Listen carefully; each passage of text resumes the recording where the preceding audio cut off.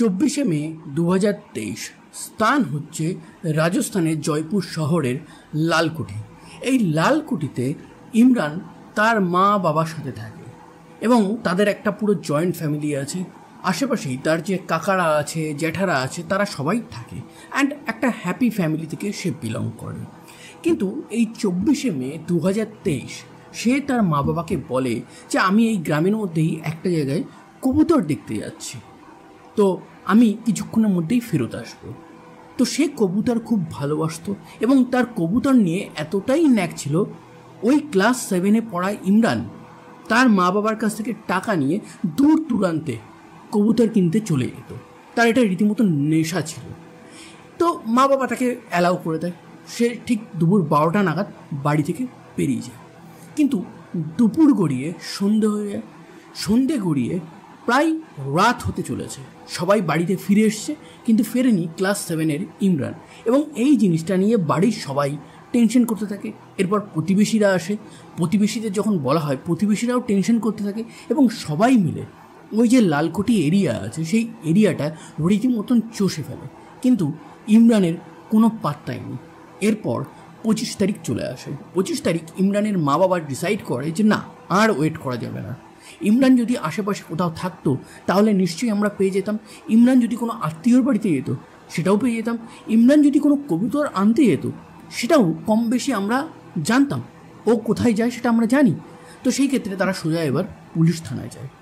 লালকুঠির police যেহেতু একটা missing কেসের প্রায় 24 ঘন্টা হয়ে গেছে, তারা কেস ডায়েরি নথিভুক্ত করেই তদন্ত শুরু করে।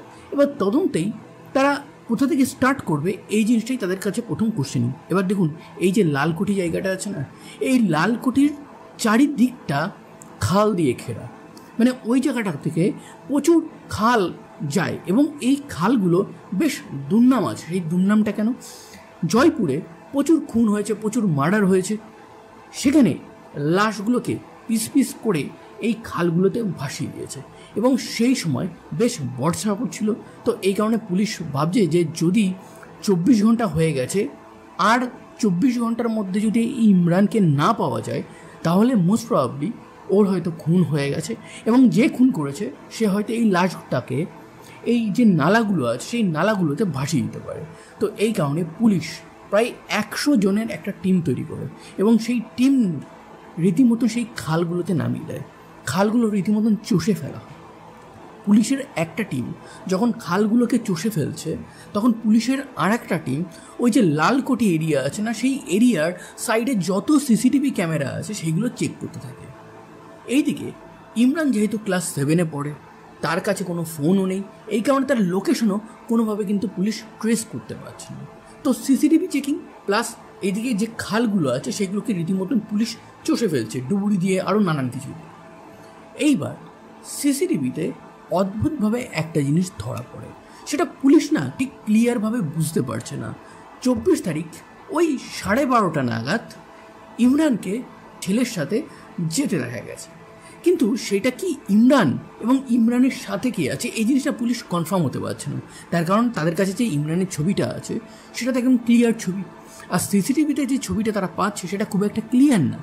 তো সেই কারণে সেই জিনিসটা সেই ছবিটা তার মা বাবাকে এবং ফ্যামিলিকে দেখানো হয় এবং ফ্যামিলিকে দেখানো মাত্রই তারা বলে যে হ্যাঁ, এই ড্রেসটা পরেই তো ইমরান বাড়ি থেকে বেরিয়েছিল। পুলিশ কনফার্ম হয়ে যায় সিসিটিভির ওই ছেলেটা ইমরান, কিন্তু তার সাথে কে আছে?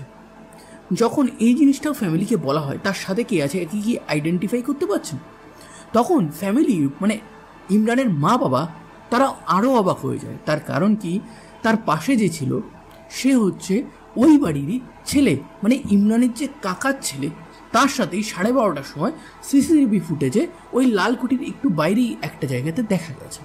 ভালো কথা, কিন্তু এই যে টোটাল সার্চ অপারেশন হয়েছে, পুলিশ খুঁজছে, ফ্যামিলি খুঁজেছে, প্রতিবেশী খুঁজেছে, সমস্ত কিছুতেই এই কাকার ছেলে কিন্তু পার্টিসিপেট নিয়েছে।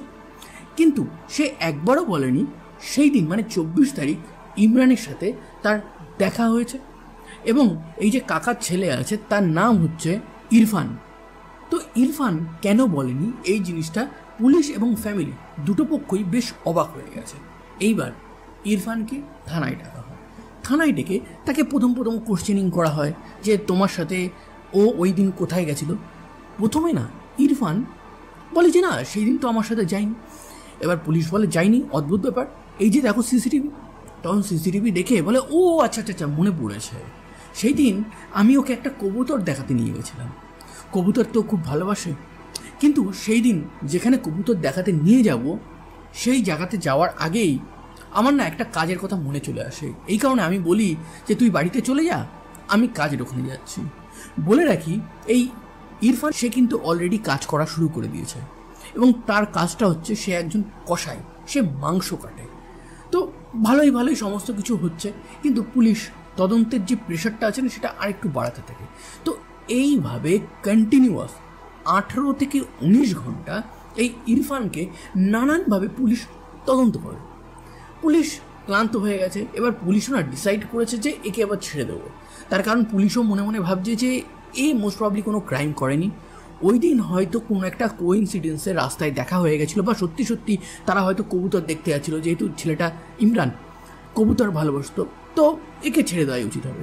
এবার সেই মুহূর্তে না এক পুলিশ অফিসার তার হঠাৎ কি মনে হয় যে ইরফানকে একবার চেক করি, মানে তার জামার পকেটে প্যান্টের পকেটে কি আছে, মানে পুলিশের কাস্টাডিতে আছে, 19 ঘন্টা তদন্ত হয়ে গেছে, কিন্তু এতক্ষণে তারা পকেট কিছু চেক করেনি। কিন্তু হঠাৎই একটা পুলিশ অফিসারের এই জিনিসটা মনে হয়, সে ওই জিনিসটা করা শুরু করে। এবার দেখতে দেখতেই দেখে যে তার বা পকেটে, মানে প্যান্টের যে বা দিকের যে পকেট আছে সেই পকেটে একটা চাবির গুচ্ছা আছে এবং তাতে গুনে গুনে 14টা চাবি আছে। এবার ওই পুলিশটা না ওই 14টা চাবি দেখছে অ্যান্ড ক্যাজুয়ালি জাস্ট ওই ইরফানকে জিজ্ঞাসা করছে, আচ্ছা ইরফান এটা কিসের চাবি? ও বলছে এটা ঘরের চাবি, এইটা কোথার চাবি, এটা দোকানের চাবি, এইটা সেইখানকার চাবি, এই চাবিটা কোনো কাজে লাগে না। এবার ঠিক 13 নাম্বার যে চাবিটা আছে সেইখানে গিয়ে যখন ইরফানকে জিজ্ঞাসা করে যে ইরফান এটা কিসের চাবি, সেই মুহূর্তে না ইরফান কেমন একটু না মানে রুকুচকে একটুখানি মানে আড়ষ্ট হয়ে যায়। মানে আগেরগুলো যেভাবে নর্মালি অ্যান্সার দিচ্ছিল, এটা অ্যান্সার দিতে গিয়ে যেন ওর গলাটা কিছু না হলেও কেঁপে উঠলো। অ্যান্ড পুলিশ এই দ্য মোমেন্টে কিছু একটা সন্দেহ করে ফেলে অ্যান্ড দেন ওই 13 নাম্বার যে চাবিটা আছে সেইটার উপরই সমস্ত ফোকাস দিয়ে দেয় অ্যান্ড হোল টিম মিলে ওটার উপরেই প্রেশার দেয়। বলে যে এই 13 নাম্বার চাবিটা কিসের? অনেকক্ষণ এদিক সেদিক বলার পর হঠাৎ করেই বলে যে ও আচ্ছা আচ্ছা মনে পড়েছে, এই চাবিটা অ্যাকচুয়ালি আমার বোনের একটা ছোট্ট দোকান ঘর আছে, সেই দোকান ঘরটা খুব একটা কেউ ইউজ করে না, তো এটা সেটা চাবি, আমি অ্যাকচুয়ালি ভুলে গেছিলাম। তো পুলিশ ভাবছে যে মানুষ তো ভুলে যায়, কিন্তু না তারপরেও না পুলিশের মনে না একটা খটকা লেগেই আছে। এবার পুলিশ বলছে আচ্ছা সেই দোকান ঘরটা কোথায়? তখন কিন্তু রাত্রেবেলা প্রায় 2টো কি 3টে বাজে এইরকম টাইম, মানে পুলিশ তো কন্টিনিউয়াস 19 ঘন্টা ধরে কোশ্চেনিং করেই যাচ্ছে, তো রাত 2-3টে বেজে গেছে। আর পুলিশ বলে আচ্ছা চল ওই যে তোর দিদির যে দোকান ঘরটা আছে যেটা অনেক দিন ধরে খোলা হয় না সেটা একবার খোলাই যাক। তো এবার সে হঠাৎ করে বলে যে এখন এই রাতে কিসের জন্য আছে ওইখানে, তো আমার ভাই নেই, আমার ভাইকে আপনারা খুঁজতে পারছেন না, এইদিকে আমার দিদির পুরনো পরিত্যক্ত ঘর এই রাত 2-3টের সময় আপনারা খুলতে যাবেন। পুলিশ বলে আর চল না।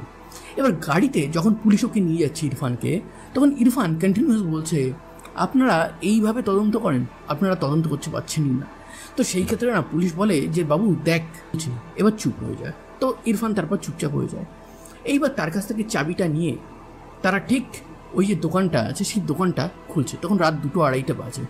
ইরফান কিন্তু কেমন একটা নেগলিজেন্সি দেখাচ্ছে, বলছে যে এটা খুলে কোনো লাভ নেই। কিন্তু পুলিশ যেই মাত্র সেই দোকানটার শাটারটা খোলে, পুলিশ রীতিমতন সেই শাটারটা মানে পুরোটা খুলতেও পারেনি, না খুলেই সঙ্গে সঙ্গে তারা বাইরে বেরিয়ে চলে আসে। একটা উগ্র গন্ধ সেখান থেকে বেরোচ্ছে। পুলিশ বুঝতে পেরে গেছে পুরো ব্যাপারটা অ্যাকচুয়ালি কী হয়েছে। পুলিশ ভিতরে যায়, ভিতরে গিয়ে দেখে ইয়েস এখানে ক্লাস 7-এ পড়া যে খুব কবুতর ভালোবাসে, কবুতর কেনার জন্য যে সমস্ত কিছু করতে পারে, তার বডিটা পচা গলা অবস্থায় ঠিক 30 তারিখ রাত্রেবেলা উদ্ধার হল। এরপর ইরফানকে আরও কোশ্চেনিং করা হয় পুলিশ থানায় নিয়ে গিয়ে। তাকে বলা হয় যে তুই কেন ওকে মেরেছিস? এতক্ষণে যদিও ইরফান স্বীকার করে নিয়েছে যে সেই মেরেছে। এবার কোশ্চেনিংটা হচ্ছে যে কেন মেরেছিস এবং কীভাবে।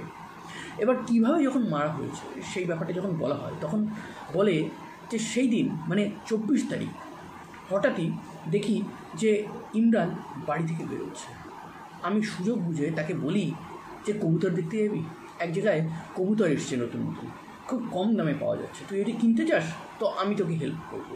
তো সে সেই লোভে আমার সাথে বেরিয়ে পড়ে। তারপর আমি ওকে আমার যে দিদির পরিত্যক্ত দোকান আছে সেইখানে নিয়ে যাই। সেইখানে নিয়ে গিয়ে বলি যে এই রুমের মধ্যেই সেই কবুতরগুলো আছে। রুমে ঢোকা মাত্রই তাকে আমি মেরে ফেলি। পুলিশ বলে যে না, যে তুই শুধু মারিস নি, তুই আরও অনেক কিছু করেছিস। তখন সে বলে যে হ্যাঁ, আমি ইমরানকে সম্মানহানি মানে ধর্ষণ করেছি। একটা ছেলে আর একটা ছেলেকে ধর্ষণ করেছে, তাও আবার কাজিন ব্রাদার। এইবার পুলিশ তো এই ব্যাপারটা পুরো বুঝতে পেরে গেছে। এবার পুলিশের কাছে মেইন টপিকটাই হচ্ছে যে কেন। ইরফান খানিকক্ষণ চুপ করে থেকে বলে যে ওর বয়স 12 কি 13, কিন্তু এই কম বয়সেই এত পেকে গেছিল, সবসময় আমাকে অসম্মান করতো, আমাকে কসাই বলতো, আমি সেটা সহ্য করতে পারতাম না। আমাকে সবসময় ফ্যামিলির সামনে, পাড়া প্রতিবেশীর সামনে টন্ট করতো নানান কিছু। এবং এই জিনিসটা আজকে না, একাধিক দিন ধরে আমি অনেক সহ্য করতে করতে একটা সময় সমস্ত কিছুর লিমিট পার হয়ে গেলে আমি এই কাজ করতে বাধ্য হই। এরপর ফ্যামিলি এই ডিটেলসটা শুনে রীতিমতন অবাক হয়ে যায়। ইমরান এবং ইরফানের যে বাবারা আছে তারা তো নিজের একই রক্তের ভাই, তারাও অবাক হয়ে যায় যে তাদের ছেলেরা এরকম কি করে করতে পারে। তো এই ছিল আজকের একটা ছোট্ট ঘটনা, কিন্তু বেশ শিক্ষণীয় ঘটনা। কাউকে তুমি ইনসাল্ট করো না, সেই ইনসাল্টটা সে কীভাবে কোনভাবে নেবে তোমার কোনো আইডিয়া নেই। দেখুন এটার পরিণতি কী হলো। তো এই রকম রিয়েল লাইফ ইনসিডেন্ট যদি আপনারা শুনতে চান, আমার চ্যানেলটাকে অবশ্যই সাবস্ক্রাইব করবেন, এবং আজকের ভিডিওটা ভালো লাগলে একটা লাইক করবেন, একটা কমেন্ট করবেন, এবং বন্ধুদের গ্রুপে অবশ্যই শেয়ার করে দেবেন। ধন্যবাদ, আবার দেখা হবে।